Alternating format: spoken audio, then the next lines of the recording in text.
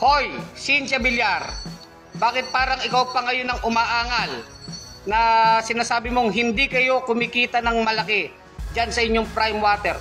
Ang kapal ng mukha mo, walang paglagyan, ang kapal ng mukha mo, amoy lupa ka.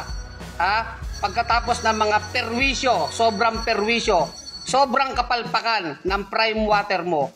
Ha? At napaka taas nyong maningil. Ngayon sinasabi mong hindi pa kayo kumikita ng malaki?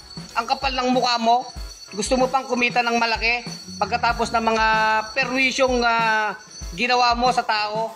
Ha? At sinasabi mo, pinupolitika kayo dyan sa crime water mo na napakapalpak. Ha? Walang kinalaman ang politika sa pagiging ganid nyo ng pamilya mo. Napakasakim ganid nyo, matakaw kasi kayo sa kwarta. Pati tubig na dapat ay serbisyo, ginawa nyong negosyo. Kaya ang mga tao nagdurusa. Ang kapal ng mukha mong amoy lupa ka talaga.